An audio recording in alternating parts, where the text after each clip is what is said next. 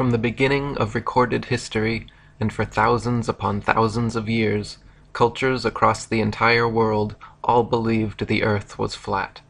Their various cosmologies and cosmogonies differed in slight ways, but their overall geographies and astronomies were incredibly consistent and in fact virtually identical.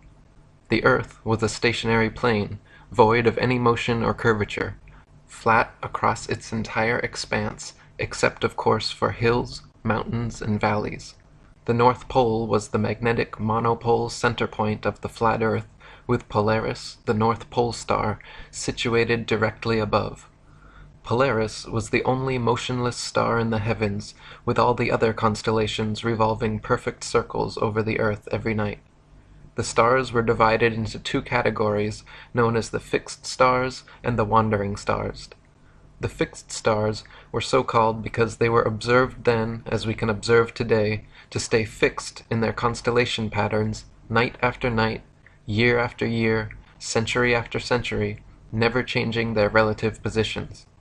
The wandering stars, what are today referred to as planets, were so called because they were observed then, as we can observe today, to wander the heavens, taking their own unique spirograph-like patterns, making both forward and retrograde motions over and around the Earth during their cycles.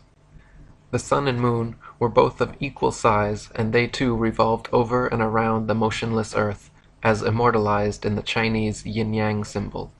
The sun and moon were much closer to Earth than supposed nowadays, and each shined with their own unique opposite lights, the sun's being warm, golden, drying, preservative, and antiseptic, and the moon's light being cold, silver, damp, putrefying, and septic.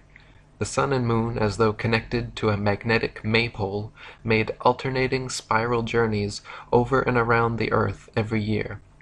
The sun began its journey at the Tropic of Capricorn at the winter solstice, where it made its fastest and largest circle over the Earth. For the next 3 months, every day the sun slightly narrowed its path and slowed its speed until by the spring equinox the sun had spiraled its way from the Tropic of Capricorn to the equator. Then for the next 3 months, again every day, the sun continued to slightly narrow its path and slow its speed until the summer solstice, when the sun made its smallest, slowest circle around the Tropic of Cancer.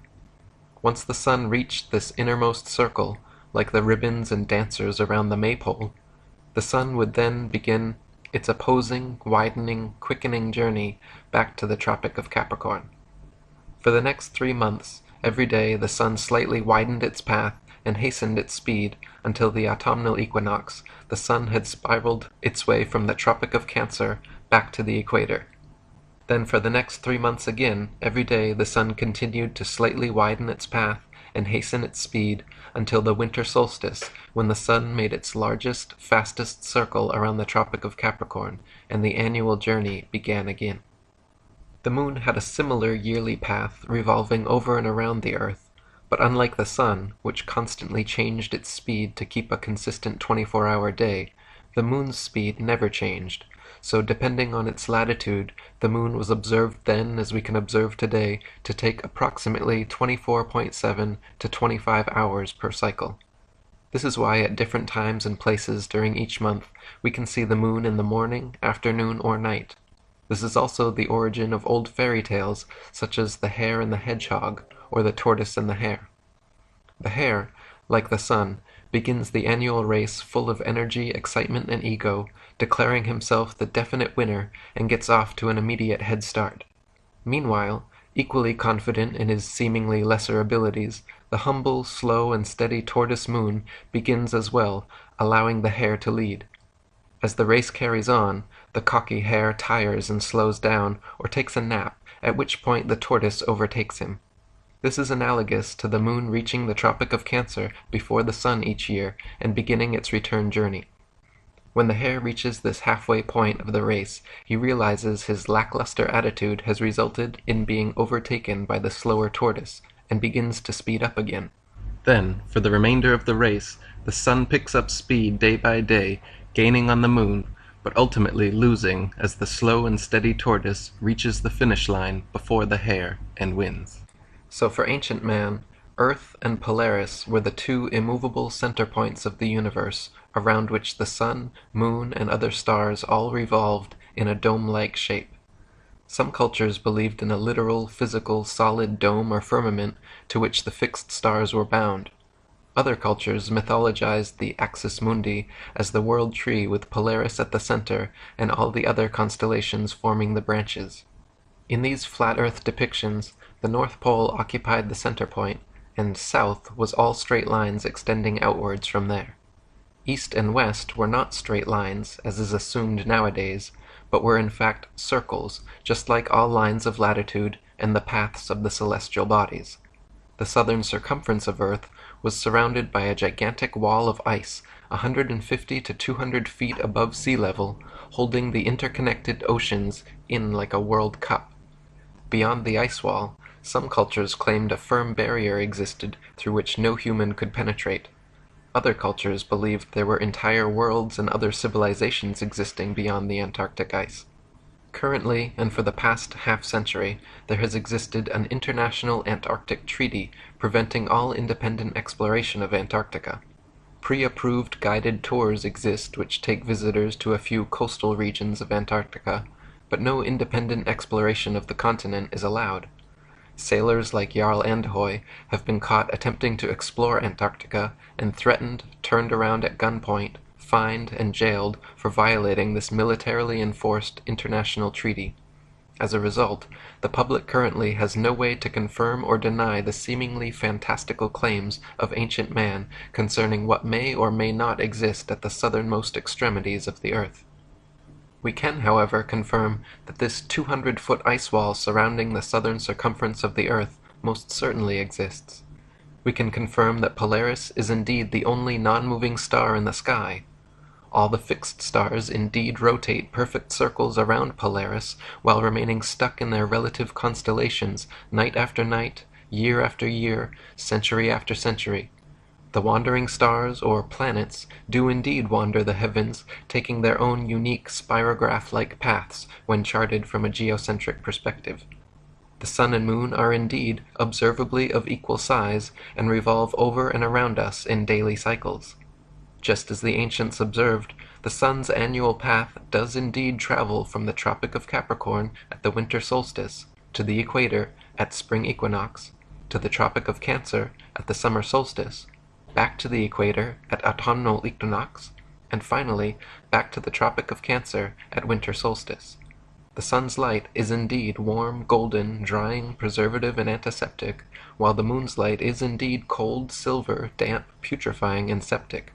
A thermometer placed in the sun's light will always read warmer than a thermometer placed in the sun's shade, while a thermometer placed in the moon's light will always read cooler than a thermometer placed in the moon's shade.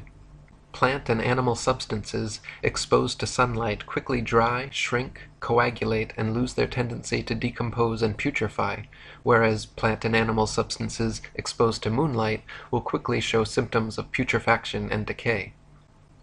Last but not least, just as the ancients espoused, the Earth is observably motionless to all our senses, and the horizon remains perfectly flat as far as the eye can see. Not only does the horizon remain perfectly flat 360 degrees around the observer, but whether at sea level, the top of Mount Everest, 35,000 feet high in an airplane, or even at over 100,000 feet high, the highest any amateur hot air balloon has ever flown, the flat horizon actually rises to the eye level of the observer all the way up. On a globular Earth, no matter how large it is assumed to be, the horizon would remain where it was, and the rising observer would have to tilt his head downwards further and further the higher they rose to see the steadily falling horizon. Many people will be shocked to know that to this day every single scientific experiment ever devised to show the alleged motion of the Earth has failed to do so, or, given evidence of the opposite, that the Earth is indeed motionless, and every attempt ever made to measure the alleged curvature of the Earth has failed to do so, or, given evidence of the opposite, that the Earth is indeed flat.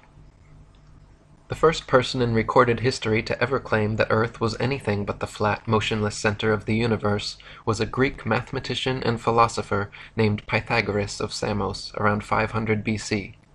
Interestingly enough, Pythagoras has also been touted by Freemasonic historians such as Albert Mackey, James Anderson, William Hutchinson, and William Preston as being the very first Freemason.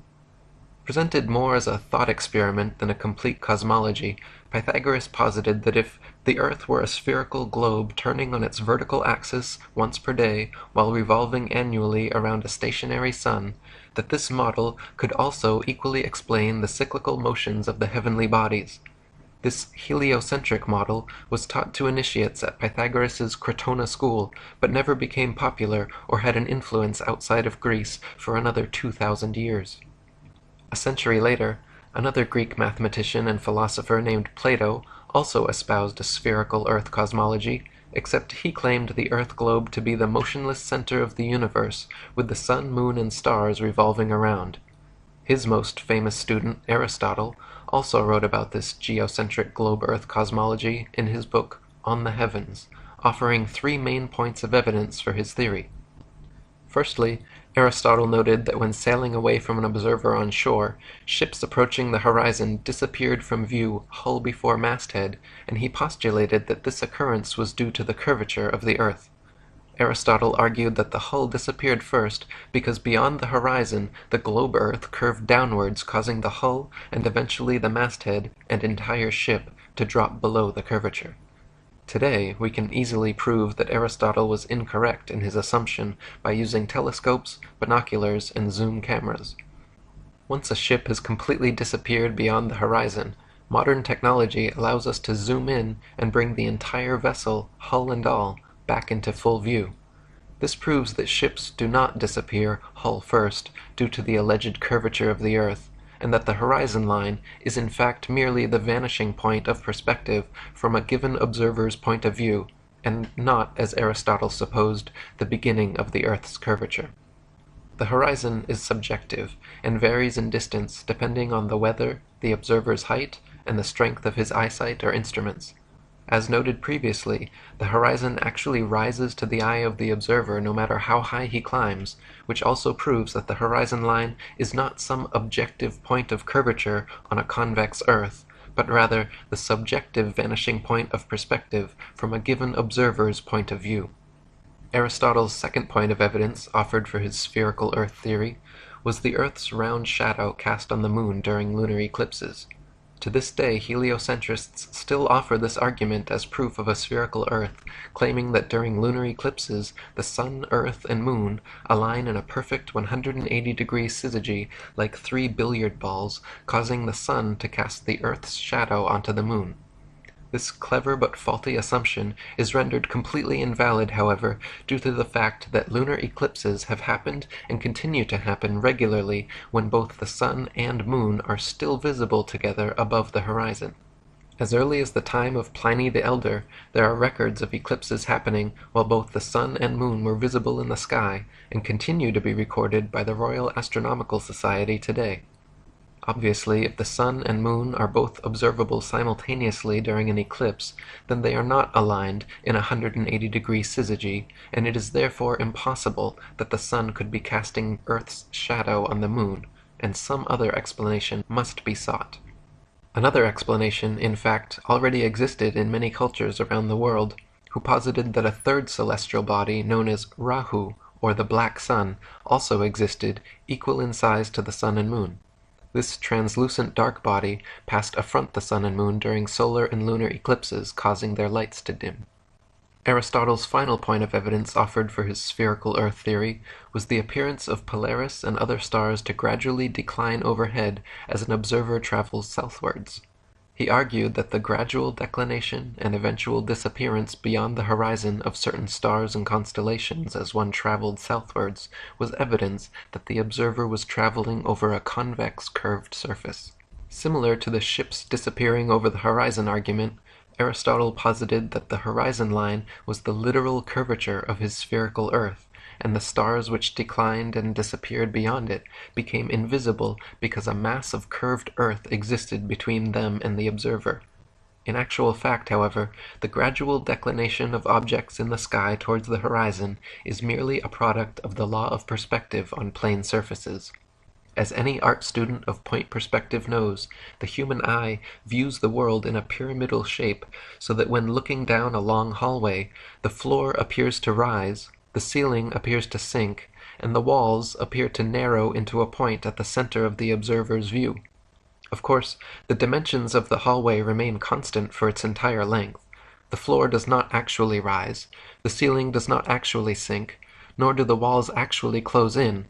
But to the human eye, everything is perceived this way. Similarly, when the sun, moon, airplanes, or clouds appear to sink towards the horizon as they move away from us, they are not actually losing altitude and slowly approaching sea level. They are in fact maintaining the same altitude, except they are moving away from you, and so the law of perspective makes them appear to sink.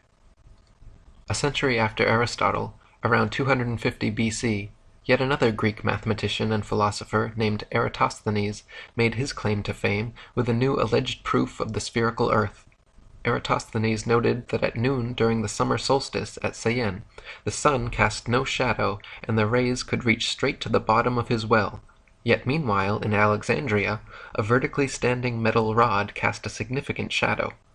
By factoring the length of the shadow with his assumed distance to the sun, Eratosthenes recorded a measurement of Earth's circumference close to what heliocentrist astronomers still use today. The fact of the matter is, however, that Eratosthenes' calculations were made assuming the sun to be millions of miles away, so that its rays would fall perfectly parallel even in points as divergent as Syene and Alexandria. This faulty premise led to his faulty conclusion, which was eventually exposed upon the invention of the nautical sextant. Using sextants and plane trigonometry, by measuring the sun's angle at 2 points on Earth simultaneously and factoring their distance from each other, the Pythagorean theorem reveals both the height and dimensions of the sun. Using this method, the sun and moon have repeatedly been calculated to be approximately 32 miles in diameter, 3,000 miles from the surface of the Earth. High-altitude balloon footage has also filmed lighting hotspots on clouds, proving the sun to be local and acting as a spotlight, and not a burning ball of gas millions of miles away, as supposed by heliocentrists. After Eratosthenes, the globe-Earth theory completely disappeared from philosophical thought and recorded history for almost 2 millennia. Geocentric flat Earth cosmologies continued to reign supreme, with even Eratosthenes himself, touted as the father of geography, depicting the Earth as flat in his famous 194 BC map of the world. Crates of Malis invented the first model globe Earth around this time as well, but it failed to have any effect on the world at large. Fast forward to 1522 AD, Portuguese explorer Ferdinand Magellan became the first person in known history to successfully sail around the world. This circumnavigation of Earth soon became and continues to be touted today as absolute proof of the spherical Earth theory. If Magellan was able to sail east to west around the entire world and return to his original starting point, surely the Earth cannot be flat and must be a globe, right? Wrong. Just as a compass can place its center point on a flat piece of paper, trace a circle either way around, and return to its original starting point, so can a ship or plane circumnavigate a flat Earth. The only kind of circumnavigation which could not happen on a flat Earth is north-southbound, which to this day has still never been done. Both the North Pole and Antarctica are military-enforced no-fly and no-sail zones due to restrictions originating from none other than the United Nations, the same United Nations that haughtily uses a flat Earth map in their official logo and flag. In 1543, just days before his death, Freemason and Jesuit Nicholas Copernicus published his book On the Revolutions of the Celestial Spheres, which revived the old heliocentric cosmology of Pythagoras and began the so-called Copernican revolution away from a flat geocentric model and towards a global heliocentric model. Since his book claimed Earth to be a tilting, wobbling, spinning sphere revolving at breakneck speeds around a stationary sun, it was initially met with due incredulity. Copernicus always countered this by claiming his theories were merely hypotheses and shouldn't be considered truth. In his book he even wrote, quote, "The Pythagorean teaching was founded upon hypothesis, and it is not necessary that the hypothesis should be true, or even probable.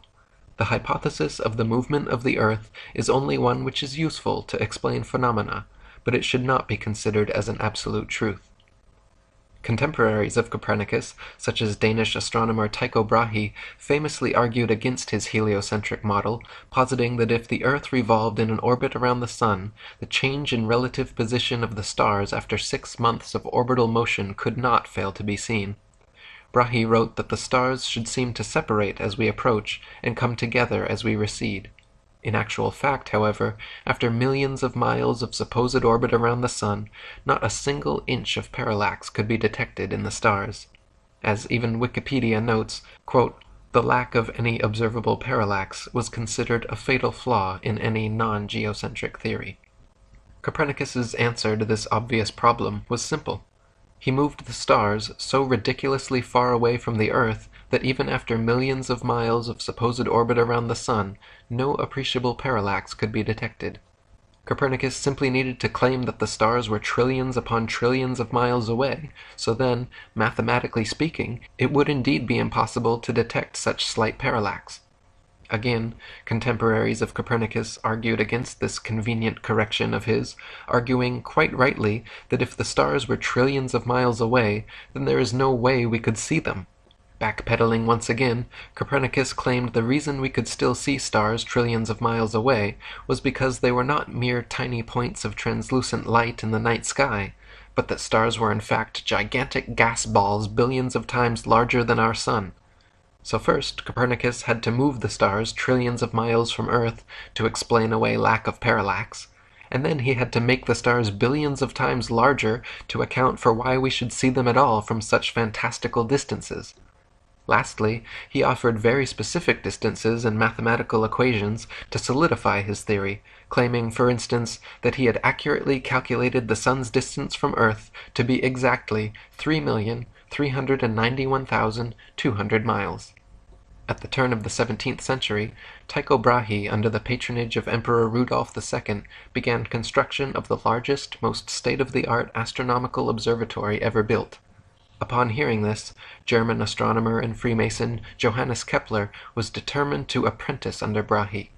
Even though Kepler championed Copernicus's widely disputed heliocentric globe-Earth theory, Brahe begrudgingly accepted Kepler as his apprentice based on his merit as an astute astronomer and mathematician. Brahe allowed Kepler access to the observatory, but guarded his data and findings from him completely, which frustrated and angered Kepler to the point of eventually culminating in a heated argument between the two of them, resulting in Brahe kicking Kepler out. After much amends and apologizing, a year later, Brahe finally forgave Kepler and accepted him back as apprentice. This time, however, Kepler was not content with his role as mere apprentice and soon proposed and secured a commissioned position on Brahe and Emperor Rudolph's new project, the Rudolphine astronomical tables. Less than a month later, Tycho Brahe mysteriously dropped dead, and Johannes Kepler was given access to all of Brahe's coveted data, free rein of the observatory, and became Emperor Rudolph's new official astronomer. Abundant circumstantial evidence and obvious motive have long fed speculation that Kepler actually murdered Brahe. Brahe was only 54 years old and in fine health when suddenly he became deathly ill and passed away. His official cause of death was reported as a bladder infection, but subsequent autopsies of his body revealed toxic quantities of mercury present on his mustache hairs, which has led many researchers to conclude he was poisoned. The 2004 book Heavenly Intrigue suggested that Kepler had indeed murdered Brahe to gain access to his data. Kepler himself never denied this, and he actually wrote, quote, "I confess that when Tycho died, I quickly took advantage of the absence or lack of circumspection of the heirs by taking the observations under my care, or perhaps usurping them." And so for the remainder of his life, Kepler worked at Brahe's observatory for Brahe's employer, using Brahe's data to further his Copernican theories, which Brahe had always criticized. He modified Copernicus's calculations of celestial motions, changing them from perfect circles to irregular ellipses, and even formulated a new, updated distance of the Sun from Earth. While Copernicus had claimed positively the Sun to be 3,391,200 miles from Earth, Kepler assured the astronomical community that his new figure of 12,376,800 miles was the true distance. A few years later, in 1608, the first telescope was invented, and by 1609, the next champion of Copernicism, Italian astronomer, Freemason, and probable Jesuit Galileo Galilei, had purchased and built several of them. Galileo improved upon the telescope's design, boosting the zoom capabilities from the original 3 times up to 30 times magnification, and in 1610 made the most important alleged discovery of his career. With his 30-time zoom telescope, Galileo claimed to have seen what he described as, quote, 3 fixed stars, totally invisible by their smallness, all close to Jupiter and lying on a straight line through it. After tracking these invisible stars for a while and noticing they appeared sometimes but not others, Galileo concluded that when he could not find them, they must be hiding behind Jupiter, and therefore they must not be invisible stars at all, but rather invisible moons orbiting Jupiter. His alleged discovery of moons orbiting Jupiter was then touted as proof of the Copernican system, claiming that Earth must be a planet like Jupiter since both have orbiting moons. To this day, NASA claims to have special telescopes which can, on occasion, see these moons of Jupiter, just as Galileo claimed in his day to see, on occasion, with his special telescopes. Nowadays, with modern telescopes and zoom technology, we can see the celestial bodies far closer and with far more clarity than Galileo could have ever hoped for. A 2016 Nikon P900 has 83 times optical zoom and 332 times digital capabilities, which put Galilean telescopes to shame. Yet, even with this level of magnification, Galileo's alleged invisible stars orbiting Jupiter are nowhere to be found. Galileo and his fellow Mason predecessors, acting more like true believers of their heliocentric faith than legitimate scientists, were constantly guilty of inventing elaborate theories to support their foregone conclusion. This was never more evident than when Galileo presented his theory on the cause of tides in 1616. Cardinal Bellarmine had written Galileo the year before, stating that, quote, the Copernican system could not be defended without a true physical demonstration that the sun does not circle the earth, but the earth circles the sun.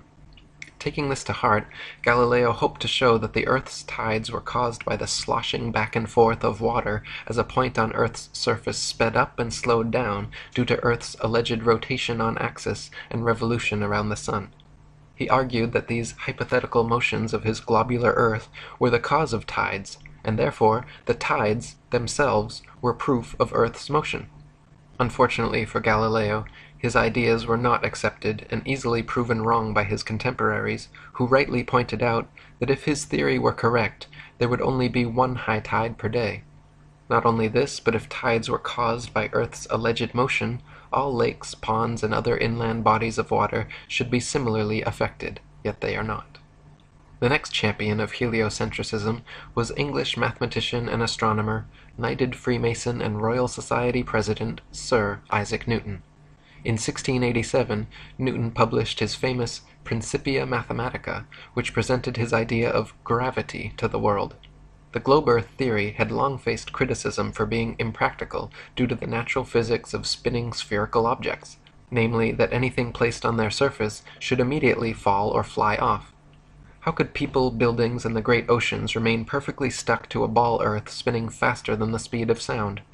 The globe Earth theory needed a force that could keep everything in place somehow, a force strong enough to keep the oceans stuck to the Earth, but weak enough not to sink a sailboat, a force strong enough to drag the entire atmosphere along with Earth's breakneck speed, but weak enough to allow birds and bugs to travel freely and unabated in all directions.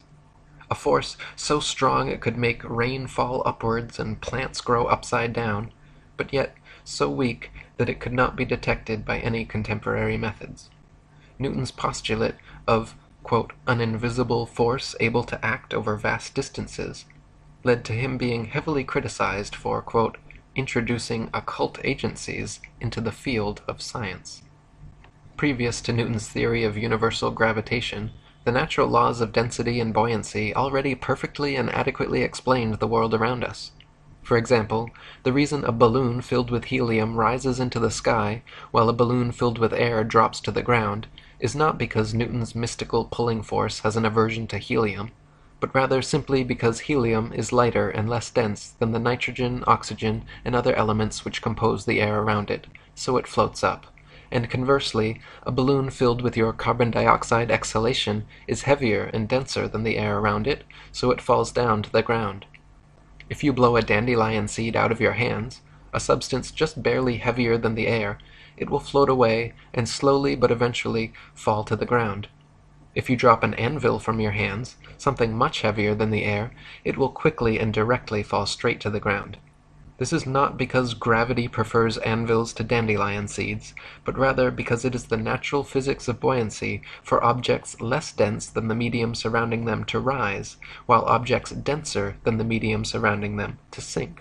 This is the reason raindrops fall down through the air and air bubbles rise up through the water, because of their relative densities. It has nothing whatsoever to do with the mystical pulling force of spinning balls from Newton's imagination. Newton's theory allegedly began when, upon seeing an apple fall from a tree at Woolsthorpe, as though no one in the history of humanity up to that point had ever seen a falling object and wondered why it fell, he had a veritable scientific epiphany. The apple fell not because it was heavier and denser than the air around it, but rather because a force at the center of the spinning ball earth pulled it to the ground.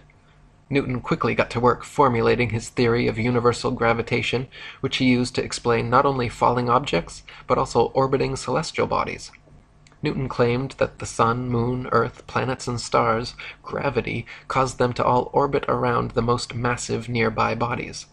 So not only was gravity fickle and selective about which objects it caused to fall and which it allowed to rise, gravity was also able to perform different functions on different scales. At the human scale, gravity allegedly caused people, buildings, and oceans to stick to the Earth, while at the planetary scale, gravity allegedly caused moons to orbit around planets, and planets to orbit around stars. Unfortunately, Newton never addressed this, but the question remains, how and why would gravity cause both planets to orbit the sun and people to stick to the Earth? Gravity should either cause people to float around in suspended circular orbits around the Earth, or it should cause the Earth, Moon, and planets to all be pulled and crash into the Sun. The two effects are very different, yet the same cause is attributed to both. Furthermore, this magnetic-like attraction of massive objects gravity is purported to have can be found nowhere in the natural world.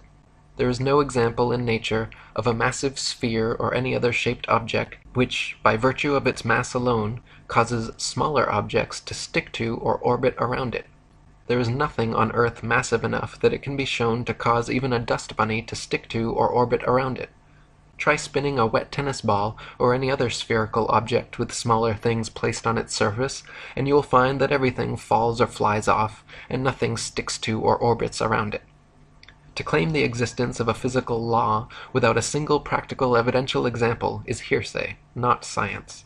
By now, however, you are likely beginning to see that these Freemasonic heliocentric priests are less interested in science and truth than they are in propagating contrived evidences for their foregone conclusions.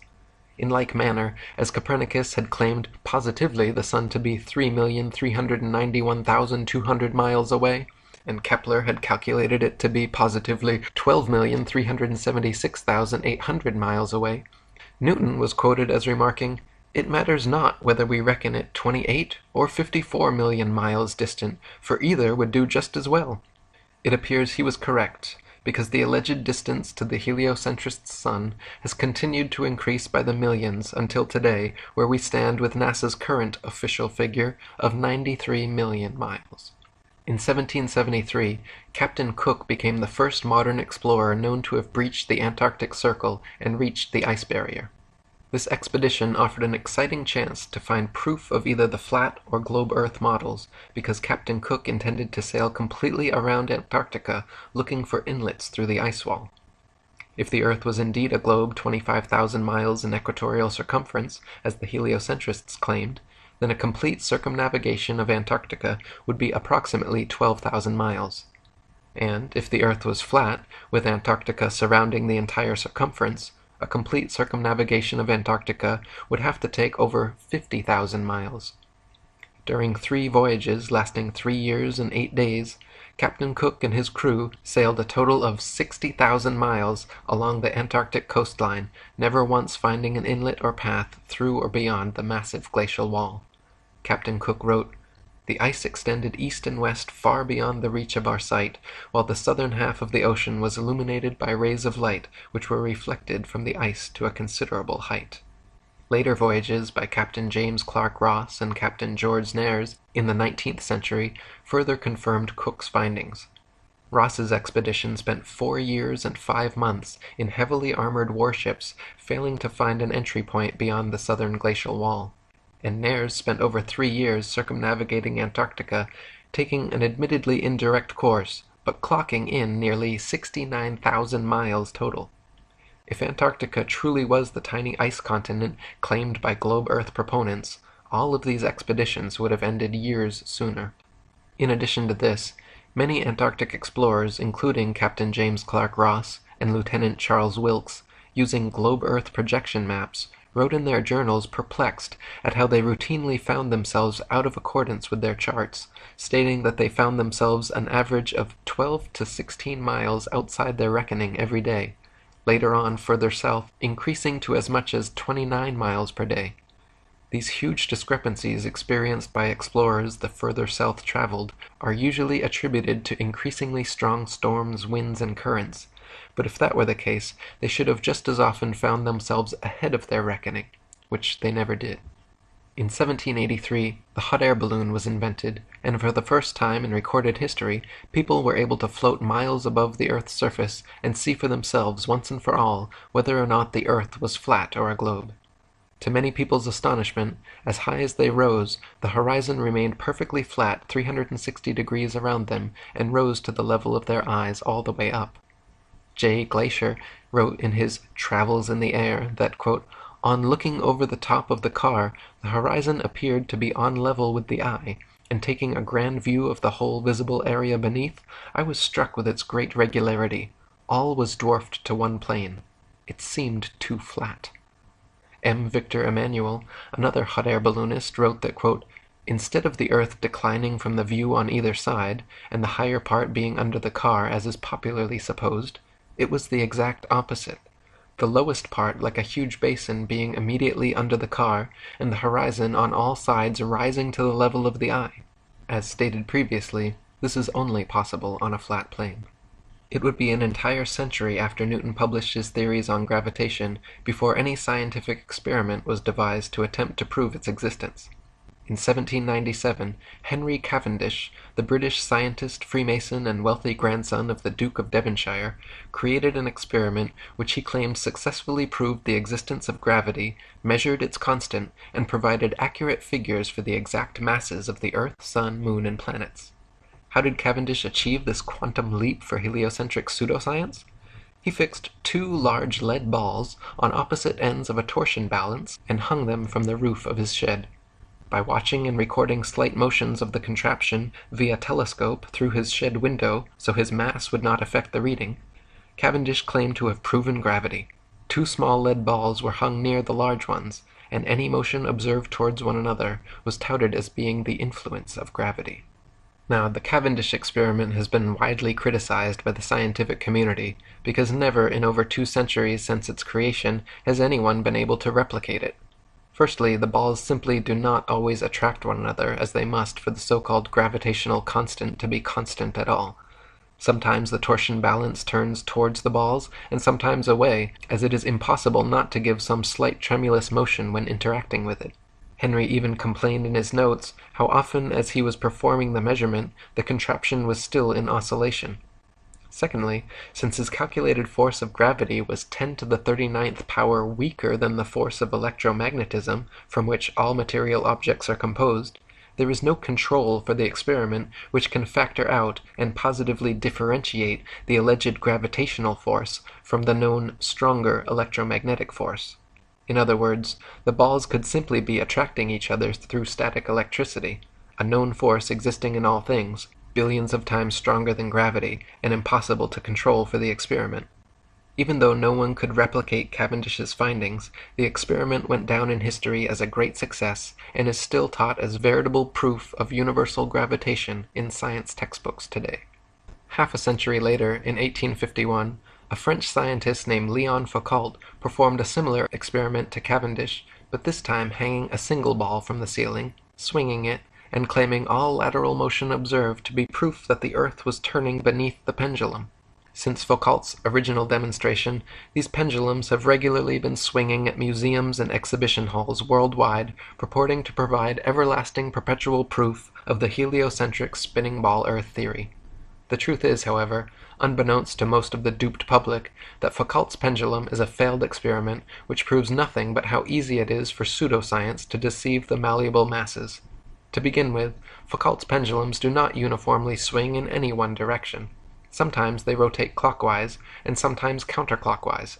Sometimes they fail to rotate, and sometimes they rotate far too much. Just like the Cavendish experiment, scientists who have attempted to replicate Foucault's findings have conceded time and again that, quote, it was difficult to avoid giving the pendulum some slight lateral bias at starting. In truth, the behavior of the pendulum actually depends on 1. The initial force beginning its swing, and 2. The ball and socket joint used, which most readily facilitates circular motion over any other. The supposed rotation of the Earth is completely inconsequential and irrelevant to the pendulum's swing. If the alleged constant rotation of the Earth affected pendulums in any way, then there should be no need to manually start pendulums in motion. If the Earth's diurnal rotation caused the 360-degree uniform diurnal rotation of pendulums, then there should not exist a stationary pendulum anywhere on Earth. Also in the mid-19th century, another Frenchman named Gaspard Gustave Coriolis performed several experiments showing the effect of kinetic energy on rotating systems, which have ever since become mythologized as proof of the heliocentric theory.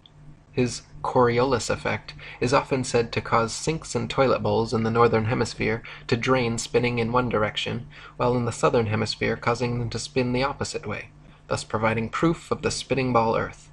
Once again, however, just like Foucault's swinging pendulums and Cavendish's hanging balls, sinks and toilets in northern and southern hemispheres do not consistently spin in any one direction. Sinks and toilets in the very same household are often found to spin opposite directions, depending entirely upon the shape of the basin and the angle of the water's entry, not the supposed rotation of the Earth.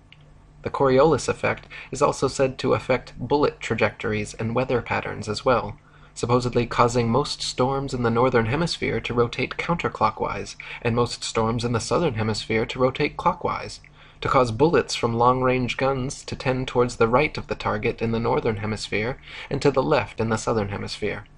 Again, however, the same problems remain. Not every bullet and not every storm consistently displays the behavior, and therefore cannot reasonably be used as proof of anything.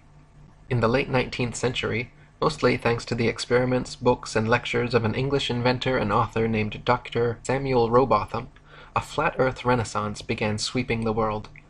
Rowbotham's findings, beginning with his 1864 book, Earth Not a Globe, an experimental inquiry into the true figure of the Earth, proving it a plane without axial or orbital motion and the only material world in the universe, caused quite a stir in the scientific community, and thanks to 3 decades of his effort, the shape of the Earth became a hot topic of debate around the turn of the 19th century. Dr. Rowbotham conducted several experiments using telescopes, spirit levels, and theodolites, special precision instruments used for measuring angles in horizontal or vertical planes. By positioning them at equal heights aimed at each other successively, he proved over and over the Earth to be perfectly flat for miles, without a single inch of curvature. In his most famous series of experiments, Rowbotham traveled to Cambridge, England, where there is a 20-mile canal called the Old Bedford, which passes in a straight line through the fenlands, known as the Bedford Level. The water has no interruption from locks or water gates of any kind, and remains stationary, making it perfectly suitable for determining whether any amount of convexity or curvature actually exists. If we were living on a ball Earth, every pond, lake, marsh, canal, and other large body of standing water, each part would have to comprise a slight arc or semicircle curving downwards from the central summit. If the ball Earth were truly 25,000 miles in circumference, as claimed by heliocentrists, then spherical trigonometry dictates the surface of all standing water must curve downwards an easily measurable 8 inches per mile, multiplied by the square of the distance. This means along a 6-mile channel of standing water, the Earth would have to curve 16 feet 8 inches downwards from one end to the other, and/or dip 6 feet on either end from the central peak, depending where the measurement is taken. Rowbotham tested first by standing in the water holding a telescope 8 inches above the surface, while his partner rowed away from him in a small boat with a 5-foot-tall flag attached. If the Earth was indeed a globe 25,000 miles in circumference, by the time the boat reached Welney Bridge 6 miles away, the entire boat and flag should have been completely invisible, hidden behind a 6-foot-tall mass of curved water. In reality, however, every time tested, the entire boat and flag remained visible from start to finish. In a second experiment, Dr. Rowbotham placed 7 flags along the edge of the water, each 1 mile distant from the next, with their tops positioned 5 feet above the surface, and stood with his telescope behind the first. If the Earth was a globe 25,000 miles in circumference, each successive flag would have to decline a definite and determined amount below the last. The first and second flags established the line of sight. Then the third should fall 8 inches below the second, the fourth flag 32 inches below, the fifth 6 feet, the sixth 10 feet 8 inches, and the seventh flag should be a clear 16 feet 8 inches below the line of sight. Even if the Earth was a globe of 100,000 miles, an amount of easily measurable curvature should and would still be evident in this experiment. But the reality is, not a single inch of curvature was detected, and the flags all lined up perfectly as consistent with a flat plane. In 1870, one of Rowbotham's supporters, an English scientist of the Royal Academy named John Hampden, offered a public wager of £500 to anyone who thought they could prove the Earth spherical by repeating the Bedford level experiment. Alfred Russel Wallace, a fellow English scientist, ardent evolutionist, and personal friend of Charles Darwin, accepted Hampden's wager, and the two met with referees to decide the matter at the Bedford level. The original plan was to repeat Rowbotham's flag experiment, but after hours of attempting to align them one on each mile marker, upon looking through the telescope, quote, they could not even judge which was which, let alone decide whether the line of sight along them was flat or curved. Heated debate ensued, an angry quarrel followed, and the experiment descended into a farce. They called it a day, but a week later reconvened, this time Wallace setting new parameters for the experiment, which had never been tested or approved by Rowbotham or Hampden. Wallace hung a large calico sheet from the old Bedford Bridge, with a thick black line painted across its center, and positioned his telescope 6 miles south at Welney Bridge at the same elevation. Then, halfway between these 2 points, Wallace placed a long red pole topped with a marker disc designed to fall in line with the black painted marker and telescope. All of these he placed at a masonically significant 13 feet 3 inches above the water. Wallace's plan was to view the marker disc and black line through the telescope, and if the middle marker appeared below the line of sight, this would be taken as proof of the water's flat surface, and if the middle marker appeared above the line of sight, it would be taken as proof of Earth's curvature. Hampden immediately took issue with this new method of allegedly determining curvature, but begrudgingly accepted to continue. When viewed through the telescope, the center marker fell a tiny bit below the telescope crosshair, and the far marker on the bridge fell a tiny bit below that. This result was not expected by either party, but Wallace quickly claimed it proof that the Earth was curving downwards, while Hampden claimed the results to be in accordance with the law of perspective over flat surfaces. This time an even more heated debate ensued, until Wallace refused to speak another word with Hampden, gave him the silent treatment, and even had the police escort Hampden from his hotel room before leaving town the following day. The referees for the wager decided in favor of Wallace, and the money was given to him. In response, Hampden immediately published a 16-page pamphlet denouncing Wallace as a liar and cheat, called "Is Water Level or Convex After All? The Bedford Canal Swindle Detected and Exposed." Another fellow English author and flat-earther, William Carpenter, also present during the experiment, wrote his equally scathing 30-page review of the swindle entitled "Water Not Convex, the Earth Not a Globe," demonstrated by Alfred Russel Wallace on the 5th of March, 1870.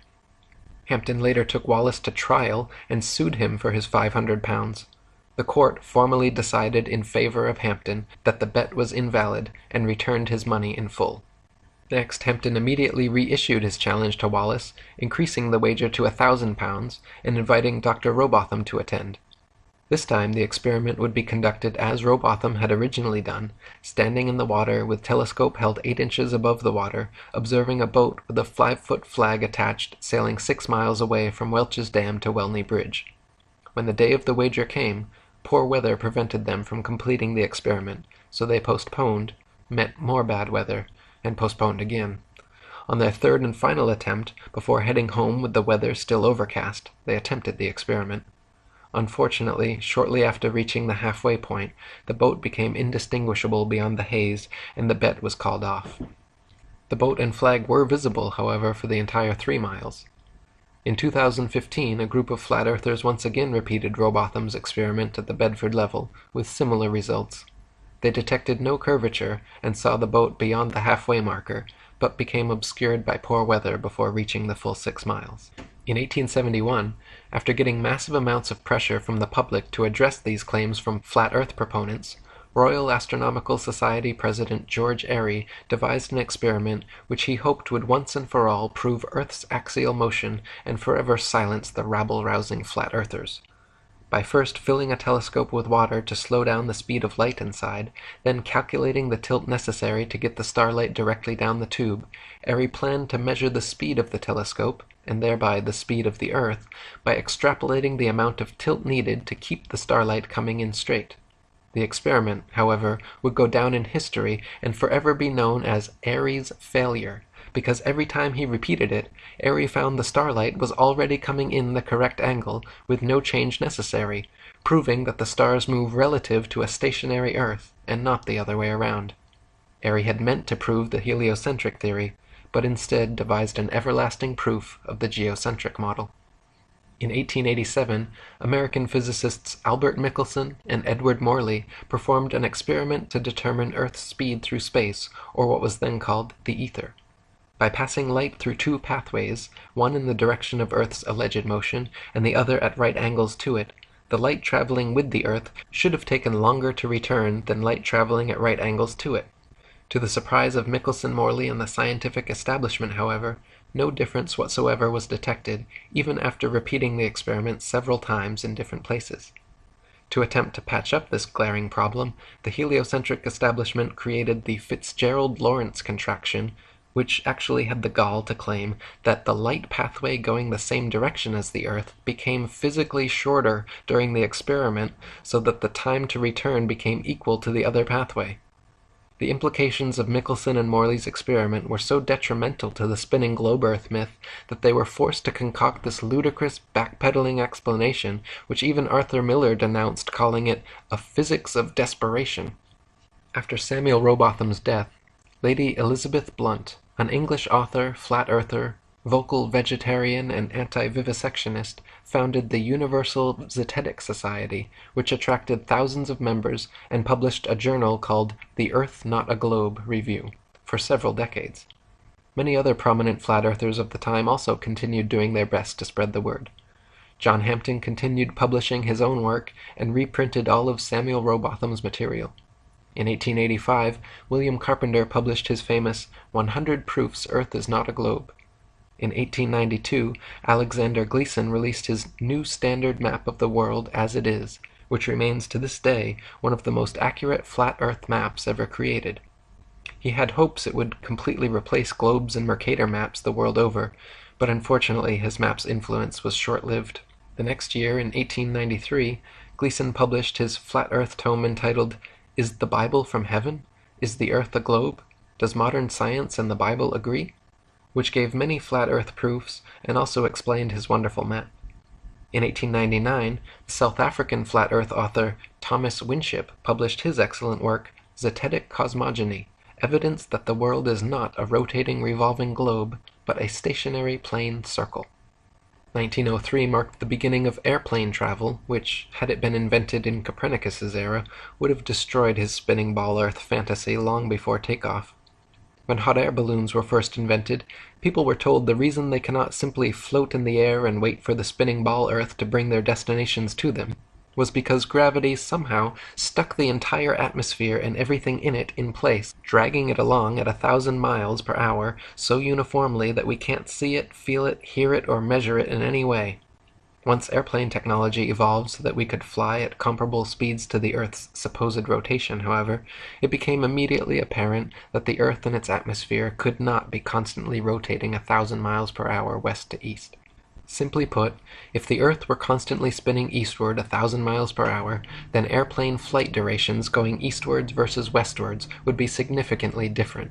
If the average commercial airliner travels 500 miles per hour, it follows that westbound equatorial flights should reach their destination at approximately 3 times the speed as their eastbound return flights. In reality, however, the differences in east and westbound flight durations usually amount to a matter of minutes, and nothing near what would occur on a 1,000-mile-per-hour spinning ball Earth. For example, flights eastward with the alleged spin of the ball Earth from Tokyo to LA take an average of 10.5 hours. Therefore, the return flights westwards against the alleged spin should take an average of 5.25 hours, but in actual fact, take an average of 11.5 hours. Also of note, if Earth were a globe, there are several flights in the southern hemisphere which would have the quickest, straightest path over the Antarctic continent, such as Santiago, Chile to Sydney, Australia. Instead of taking the shortest, quickest route in a straight line over Antarctica, all such flights detour all manner of directions away from Antarctica instead, claiming the temperatures too cold for airplane travel. Considering the fact that there are plenty of flights to, from, and over Antarctica, and NASA claims to have technology keeping them in conditions far colder and far hotter than any experienced on Earth, such an excuse is clearly just an excuse, and these flights aren't made because they are impossible. If the Earth was a ball and Antarctica was too cold to fly over, the only logical way to fly from Sydney to Santiago would be a straight shot over the Pacific, staying in the southern hemisphere the entire way. Refueling could be done in New Zealand or other southern hemisphere destinations along the way if absolutely necessary. In actual fact, however, Santiago to Sydney flights go into the northern hemisphere, making stopovers at LAX and other North American airports before continuing back down to the southern hemisphere. Such ridiculously wayward detours make no sense on the globe, but make perfect sense and form nearly straight lines when shown on a flat Earth map. On a ball Earth, Johannesburg, South Africa to Perth, Australia should be a straight shot over the Indian Ocean, with convenient refueling possibilities on Mauritius or Madagascar. In actual practice, however, most Johannesburg to Perth flights curiously stop over either in Dubai, Hong Kong, or Malaysia, all of which make no sense on the ball, but are completely understandable when mapped on a flat Earth. A casual study of other South Hemisphere flight paths and stopover points will prove to even the most staunch skeptic the clear illegitimacy of globe map projections. Building on Michelson and Morley's experiment, in 1913, French physicist Georges Sagnac again proved the existence of the ether and the stillness of Earth by using a beam splitter to send light in opposite directions around a path, recombining them, then observing their interference fringes, first while stationary, and then while rotating the entire experiment table 2 revolutions per second. The changes in interference patterns between the moving and non-moving trials proved that the light, and therefore the Earth, was stationary. In 1914, William Westfield wrote his geocentric classic, Does the Earth Rotate? No! And when Gerard Hickson's masterpiece, Kings Dethroned, A History of the Evolution of Astronomy from the Time of the Roman Empire up to the Present Day, was published in 1922, the heliocentric theory of the universe was on its last legs. In 1925, the Michelson-Gale experiment again vouched for a stationary Earth, and it was clear to the establishment that they needed something big to bring public opinion back their way. In 1916, a Jewish physicist named Albert Einstein had published his General Theory of Relativity, a brilliant revision of heliocentrism which, in one philosophical swoop, abolished the ether from scientific study, replacing it with a form of relativism which allowed for heliocentrism and geocentrism to hold equal merit. If there was no absolute etheric medium within which all things exist, then hypothetically one could postulate complete relativism with regard to the movement of 2 objects, such as the Earth and Sun. In one philosophical leap, with no scientific evidence to support it, Einstein and the heliocentric establishment were thus able to sweep Airy's failure, Michelson, Morley, Sagnac, and Gale all conveniently under the carpet and pretend they didn't exist, simply by claiming that all motion in the universe was relative. By the late 1920s, Einstein and his theories had been pushed so vehemently, the heliocentric theory began making a comeback, and Einstein was being touted as a genius and one of the greatest minds in history. Far from it, even he himself admitted when asked, "What is it like to be the smartest man alive?" responded by saying, "I don't know, you'll have to ask Nikola Tesla," a true genius who in no way supported Einstein's relativity or the heliocentric theory. Einstein was even caught lying when he originally claimed to have never even heard of the Michelson-Morley experiment, but later admitted that he had indeed created special relativity with the intent of abolishing the ether and nullifying the Michelson-Morley result. By the 1930s, an eccentric Christian flat-earther named Wilbur Glenn Voliva was attracting widespread publicity around the world thanks to his American lecture tours and daily radio broadcasts from his personal station, which could be heard all the way to Australia. Voliva famously founded and built Zion City in Illinois, a town of 6,500 people, all of whom were Christian flat-earthers. Zion City even had its own schools and churches which taught flat-earth cosmology. In the spirit of Robotham and Hampton, throughout his life, Voliva offered an open-ended wager of $5,000 to anyone who thought they could disprove the flat Earth. Until his death in 1942, there were no takers. After the Second World War, Operation Paperclip brought hundreds of top German rocket scientists and physicists into the United States, and beginning in the late 50s employed them in NASA, the National Aeronautics and Space Administration. Meanwhile, the Russian space program was also forming, and a so-called space race between America and Russia ensued. The geostationary communications satellite was first imagined in a 1945 proposal by Freemason science fiction writer Arthur C. Clarke, and supposedly became science fact just over a decade later.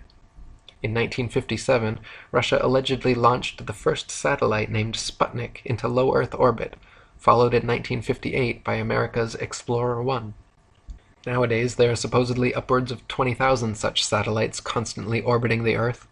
They are allegedly floating around in the thermosphere, where temperatures are claimed to be upwards of 4,530 degrees Fahrenheit. The metals used in satellites, however, such as aluminum, gold, and titanium, have melting points of 1,221, 1,948, and 3,034 degrees respectively, all far lower than they could possibly handle. People even claim to see satellites with their naked eyes, but this is ridiculous considering they are smaller than a bus and allegedly 100+ miles away. It is impossible to see anything so small that far away. Even using telescopes, no one claims to discern the shape of satellites, but rather describes seeing passing moving lights, which could easily be any number of things, from airplanes to drones to shooting stars or other unidentified flying objects. The fact that they are geostationary means they would not appear to move through the sky anyway, but rather be perpetually stuck in the exact same place all day every day. So-called satellite phones have been found to have reception problems in countries like Kazakhstan with very few cell phone towers. If the Earth were a ball with 20,000+ satellites surrounding, such blackouts should not regularly occur in any rural countryside and deep ocean areas. Also, satellite TV dishes, which existed for years before satellites were supposedly invented, are almost always positioned at a 45-degree angle towards the nearest ground-based repeater tower. If TV antenna were actually picking up signals from satellites 100+ miles in space, most TV dishes should be pointing more or less straight up to the sky. The fact that satellite dishes are never pointing straight up and almost always positioned at a 45-degree angle proves they are picking up ground-based tower signals. Before satellites, radio, television, and navigation systems like LORAN and Decca were already well established and worked fine using only ground-based technologies. Nowadays, huge fiber optic cables connect the internet across oceans, gigantic cell towers triangulate GPS signals, and ionospheric propagation allows radio waves to be bounced all without the aid of the science fiction bestseller known as satellites. Also in the late 50s, a sign maker from Dover, England named Samuel Shenton, in the spirit of Robotham and Lady Blunt's Zetetic Society, created IFERS, the International Flat Earth Research Society, and began giving lectures on television, in newspapers, to youth clubs and schools about our flat, motionless Earth. Shenton discovered the writings of the late 19th century flat Earth authors mentioned previously and made it his mission to spread the Zetetic message as far and wide as he could.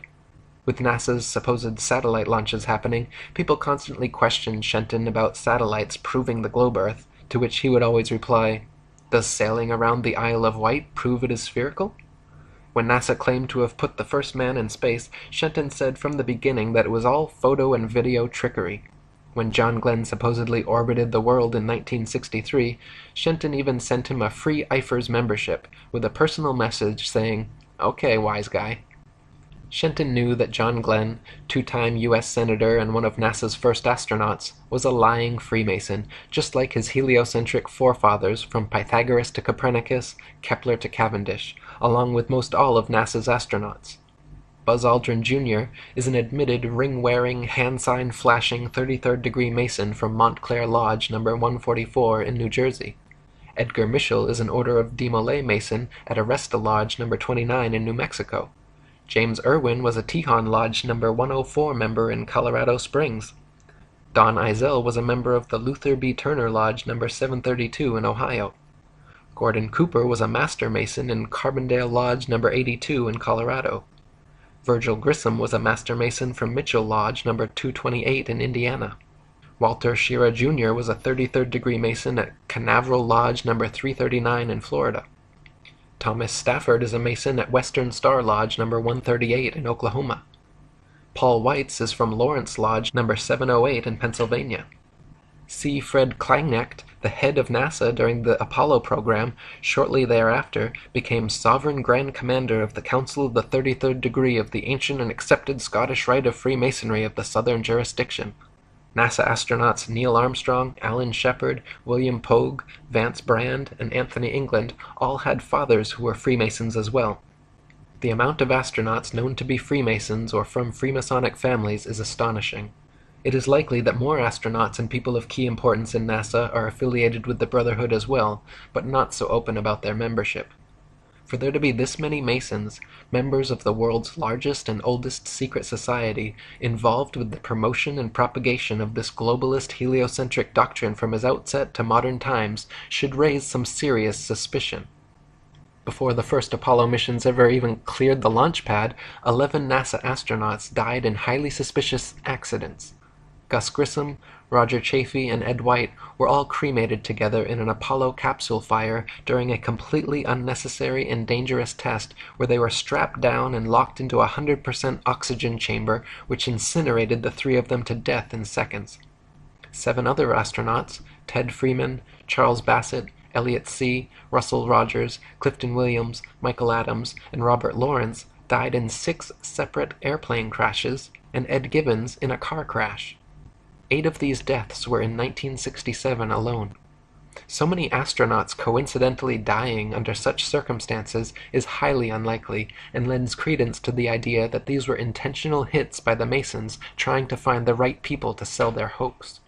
One of the most outspoken of the fallen astronauts was Gus Grissom. By 1967, Grissom had become increasingly irritated and vocally negative about NASA's chances of ever landing a man on the moon. He stated the odds were pretty slim, and famously hung a lemon on the Apollo capsule after it repeatedly failed safety testing procedures.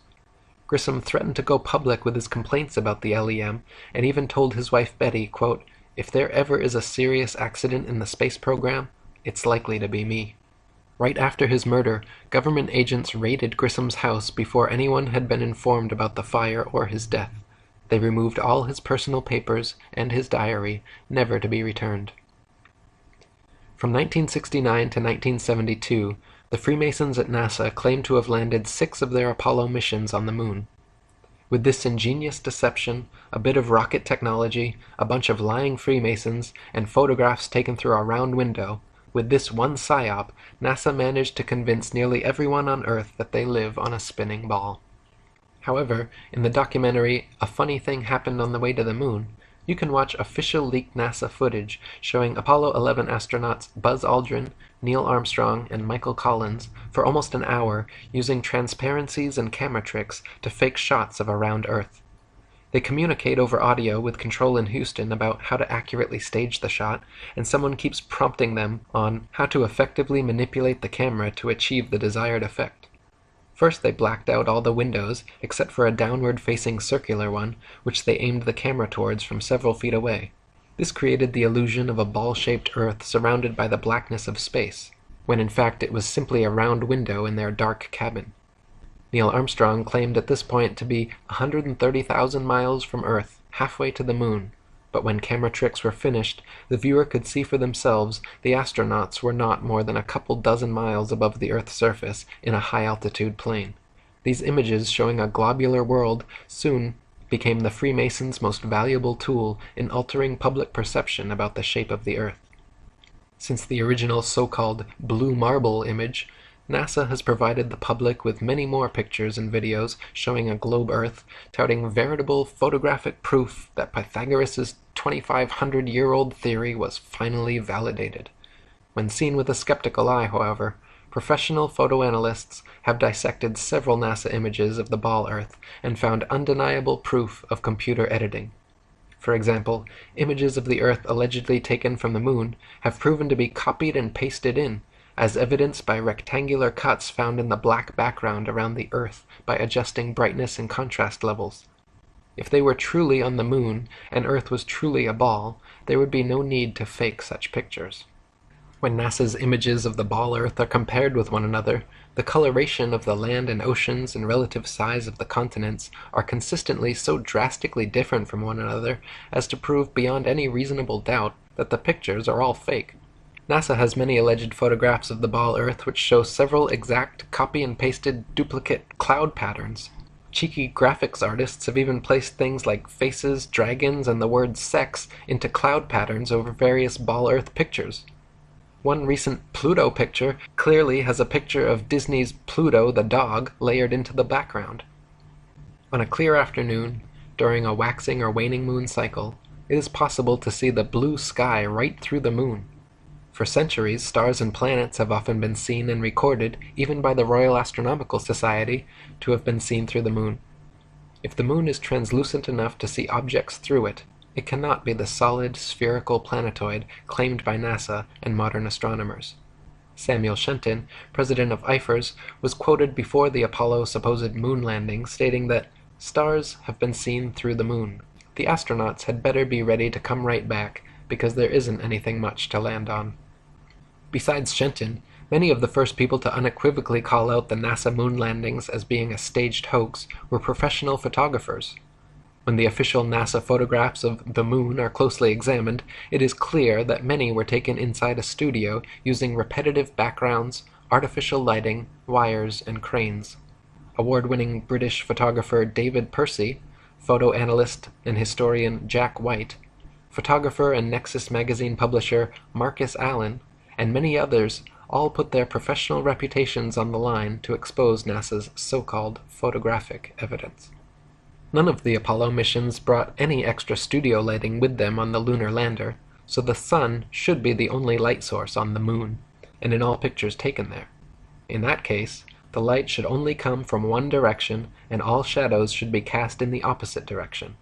However, in dozens of official NASA photos, there are shadows being cast in up to 3 directions simultaneously, often at up to 90-degree angles, which can only be the result of multiple light sources not present on the moon.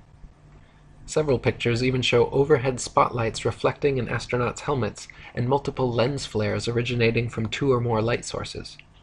Analyzing several images from the 6 missions shows repeated background features, the exact same hills, dunes, and craters, being used over and over again in supposedly different places on the moon, as well as visible foreground and backdrop lines indicative of a studio set.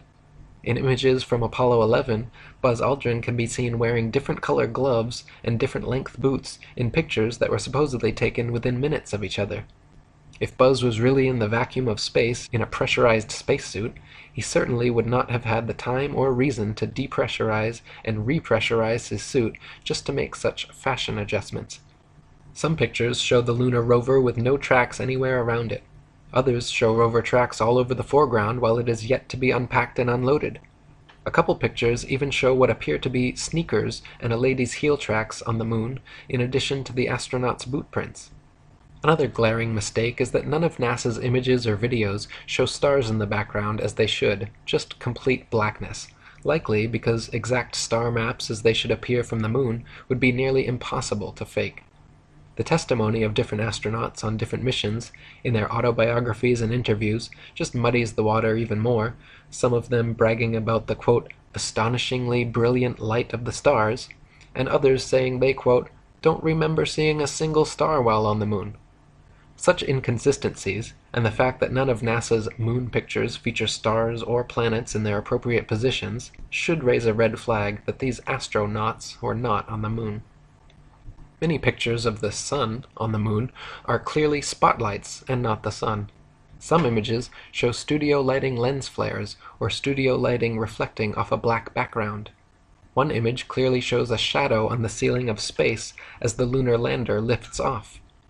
Many images show shadows of reticule crosshairs suspended in air over a print underneath, proving them to be doctored and not originals as claimed. Images of the lunar lander supposedly on the moon shows a pathetic 1969 attempt at creating high-tech futuristic-looking equipment using what appears to be construction paper, gold foil, scotch tape, and metal shower rods. The idea that the piece of junk shown in these official NASA photographs flew to the moon and back is so ludicrous it's laughable. Close-ups of the lunar lander footpads show them without a speck of dust on them and without a burn print under its 10,000-pound thrusters, like it was just gently set down in place. NASA scientists in their own documents were worried about the LEM falling into its own massive burn radius, yet there it sits with no burn print and spotless clean pads. Even the astronauts' boot prints made deep impressions on the moon dust, yet the lander's 10,000-pound thrusters left not a trace, no blast hole, and no dust on the pads. When the video evidence is examined, even more anomalies are found. In certain frames, light pings can be seen reflecting off overhead stage wires attached to astronauts' backpacks. In one Apollo 16 clip, an astronaut falls to his knees and is quickly jerked back up to his feet by what can only be an unseen wire hoisting him straight upwards. One of the more obvious video anomalies is how several Apollo missions show American flags flapping around in the non-existent space wind. The moon is supposed to have no atmosphere, and so the flags should remain perfectly still, but can often be seen moving quite boisterously.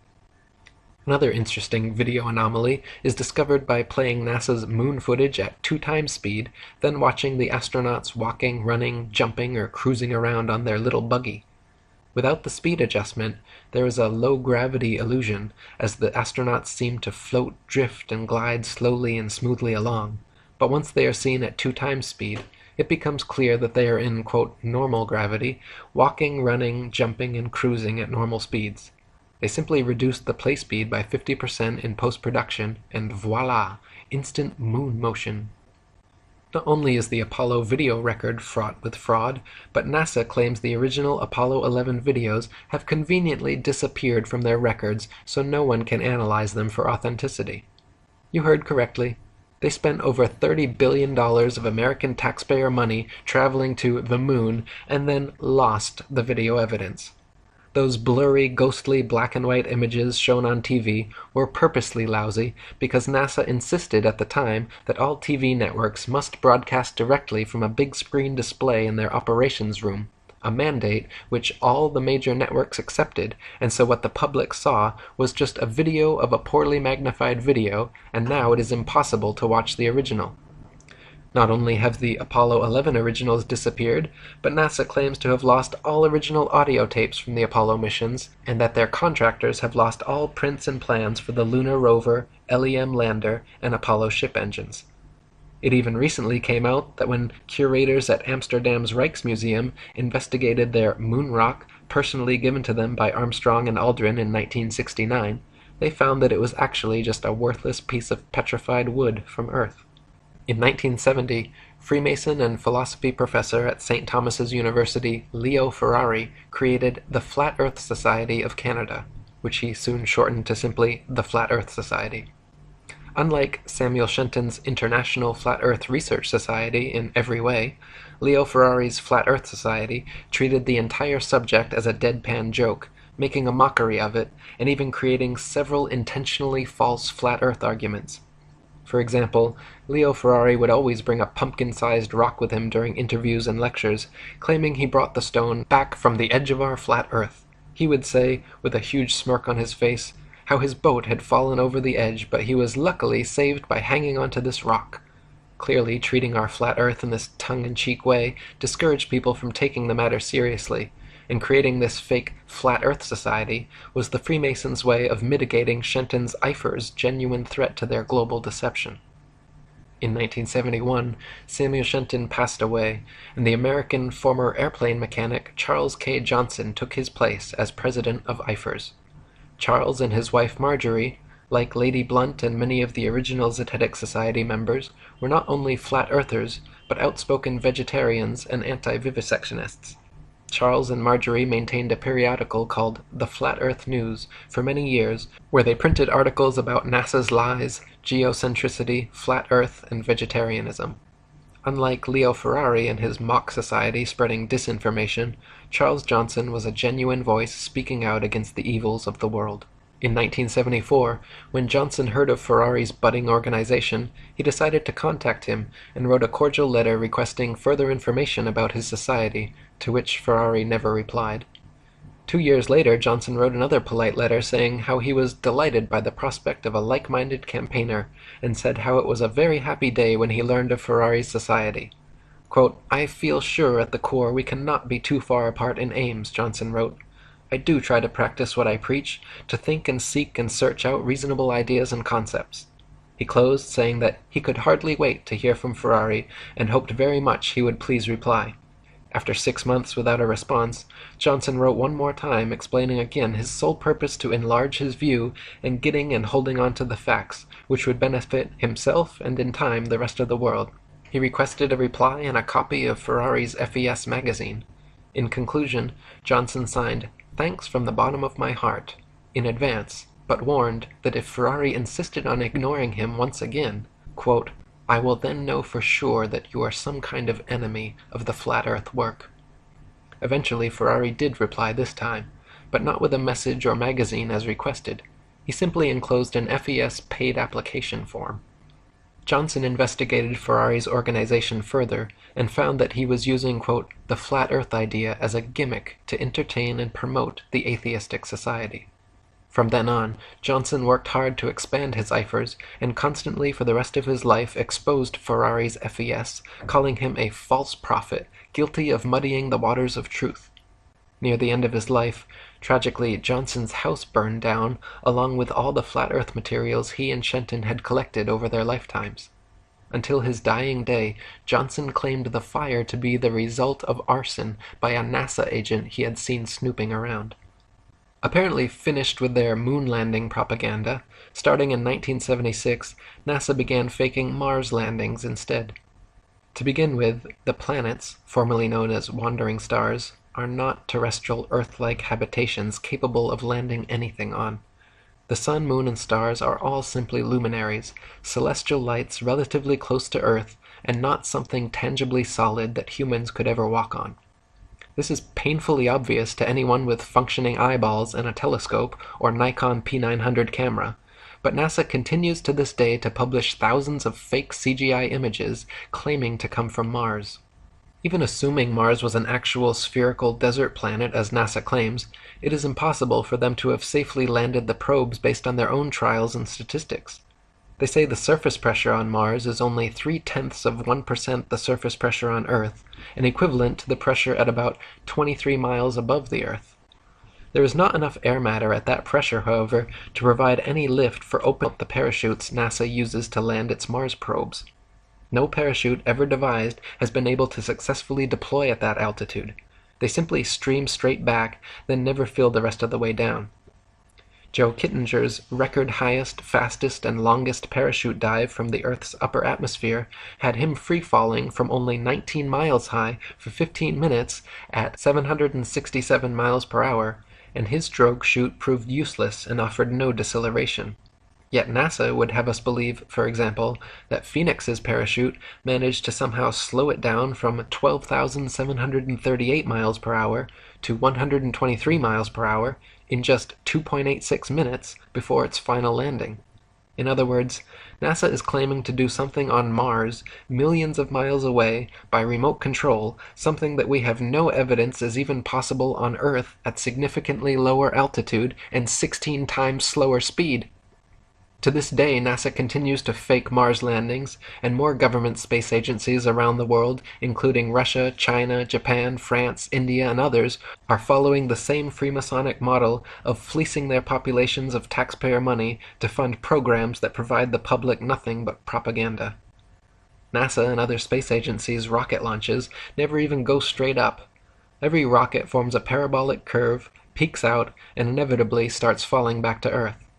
The rockets which are declared successful are those few which don't explode or start falling too soon, but make it out of range of spectator view before crashing down into restricted waters and recovered. There is no magic altitude where rockets or anything else can simply go up, up, up, and then suddenly just start free-floating in space. This is all science fiction illusion created by wires, green screens, dark pools, some permed hair, and zero-G planes. In 1998, NASA claimed to have sent up their first piece of the ISS, International Space Station. They have been caught, however, time and again with air bubbles forming and floating off in their official outer space footage. Astronauts have also been caught using scuba space gear, kicking their legs to move, and astronaut Luca Parmitano even almost drowned when water started filling up his helmet while allegedly on a spacewalk. It is admitted that astronauts train for their spacewalks in underwater training facilities like NASA's Neutral Buoyancy Lab, but what is obvious from their space bubbles and other blunders is that all official spacewalk footage is also fake and filmed underwater. Analysis of many interior videos from the International Space Station have shown the use of camera tricks such as green screens, harnesses, and even wildly permed hair to achieve a zero-gravity type effect. Footage of astronauts seemingly floating in the zero gravity of their space station is indistinguishable from Vomit Comet zero-G airplane footage. By flying parabolic maneuvers, this zero-G floating effect can be achieved over and over again, then edited together. For longer uncut shots, NASA has been caught using simple wires and green screens. In 2001, Charles K. Johnson died, and having lost all his flat Earth material and correspondence in his house fire, the IFERS was officially finished. Leo Ferrari's farcical Flat Earth Society, on the other hand, continued operation as usual, making a mockery of the Flat Earth subject. In 2004, the reins of FES presidency were handed over to Daniel Shenton, of no relation to genuine flat earther Samuel Shenton, who, true to Ferrari's example, maintains the Flat Earth Society website to this day, where they purport such fantastical, purposeful disinformation as the flat Earth disk constantly rising upwards forever through the universe to account for gravity. Their sole purpose, as Charles Johnson correctly stated, is clearly to poison the well and muddy the waters of truth. In 2008, teacher and author Eric Dubé, that's me, began a website and published a book titled The Atlantean Conspiracy, which exposed, among many other things, Freemasonry, the fake moon landings, geocentricity, and even featured a quote from IFER's president, Charles K. Johnson. At the time, I had already read Samuel Rowbotham and William Carpenter's old 19th century Flat Earth books, and though personally still on the fence regarding the shape of the Earth, I was confident they were correct about the location, or geocentricity, of Earth, so I wrote about it. In 2009, after watching Alex Jones interview and praise several NASA astronauts on his show, I wrote an article and sent a message to him and his producers about the moon landing hoax, and included a link to Samuel Rowbotham's Flat Earth book for them to read. Alex even mentioned this on air the next day, and called me a flat earther who thinks he's covering up some Atlantean conspiracy, the title of my book and website. The Earth being flat, that's clearly ridiculous. Though I've actually been contacted by some flat earthers saying I'm covering up the fact that it's some Atlantean conspiracy. For the next several years, I continued writing books and articles about various conspiracies and worked on building a huge social media presence. by making multiple accounts, adding as many friends and followers as possible, joining and posting to as many groups and pages as possible. Over the course of a few years, I began building up very large followings on Facebook, Google+, LinkedIn, Twitter, StumbleUpon, Pinterest, Sue, and many other sites. To give you an example of their efficacy, you can see here my main Google+ account with over 135 million views, and my secondary one with over 87 million. In mid-2011, a professional artist, comedian, and Hollywood actor named Math Powerland, claiming to also be an ex-NASA whistleblower, created the NASA channel on YouTube.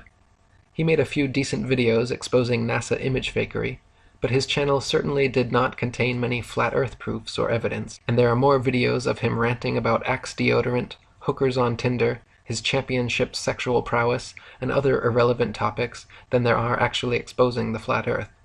For example, see his recent video entitled The History of the Flat Earth, the same name and comparable length as the video you are watching now, but contains almost no content relating to history or the flat earth, just him venting his various political frustrations. In short, anyone visiting his channel would not become a flat earther, and would more likely be turned off from the subject due to his manic ranting style and lack of factual content. In November of 2014, after years of researching and writing, I released my book, The Flat Earth Conspiracy, the first pro-flat earth book written in nearly 50 years. I simultaneously released a flat earth conspiracy documentary on YouTube, began giving radio interviews, and published several influential articles on the subject. Within a very short space of time, the flat earth keyword saw a 600% rise in activity, and Google search results jumped from a few thousand to over 21 million. Soon after this, just as Johnson had experienced with Ferrari, I noticed a wave of disingenuous so-called flat earthers flooding into the movement with the obvious intent to muddy the waters. For example, when I began writing my book, The Flat Earth Conspiracy, I came across Paul Michael Bales on Facebook, a recent flat earth convert who had been collecting a library of old original flat earth books and letters. Hoping to find some good reference material, I messaged him asking for recommended titles, and he told me a few choice books to read. The full extent of our interaction consisted of a short Facebook conversation, yet curiously, after my book was published and the flat earth movement started growing, Paul began stating publicly that he was the Morpheus to my Neo, and that he taught me everything I know about the flat earth. He even made the ludicrous claim that my book was plagiarized from old Facebook posts of his. Matt Boylan, aka Math Powerland, also jumped in and had the gall to say that, quote, my entire book was plagiarized from his information, which is equally laughable, considering he and his information are only mentioned in 2 paragraphs of my 252-page book. Needless to say, both of their claims are baseless and go to show how desperate they are to receive credit where it is not due.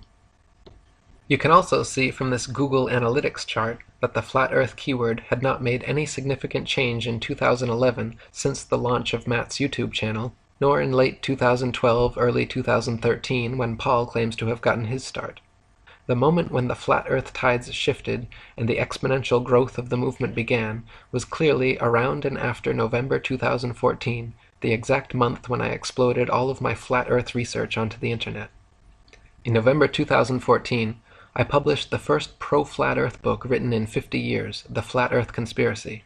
I also published several popular articles on the subject, uploaded the most popular flat earth conspiracy documentary on YouTube, began giving radio interviews, and soon restarted Charles Johnson's IFERS, the International Flat Earth Research Society, and published my most successful book ever, 200 Proofs Earth is Not a Spinning Ball, which has now been translated into 12 foreign languages and read by millions worldwide.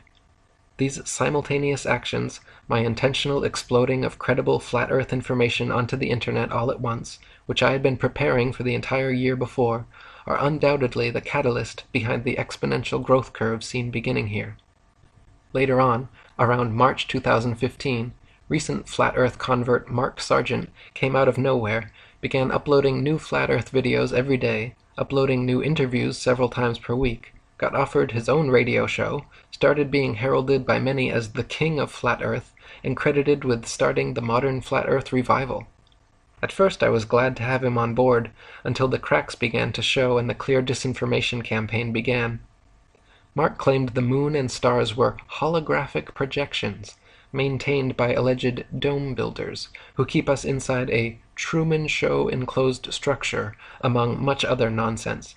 He even lied about me in several interviews, including one where he claimed that I promoted the idea of a constantly rising flat Earth to account for gravity, when in fact I constantly expose this false concept as being disinformation. Mark was, and continues to be, the Leo Ferrari to my Charles Johnson. In fact, Mark has even bragged several times about being a card-carrying member of Ferrari's farcical organization. By New Year's Eve 2016, our new IFERS had gained over 3,000 members and was receiving 50,000 hits monthly when it was suddenly and without warning or explanation deleted from the internet.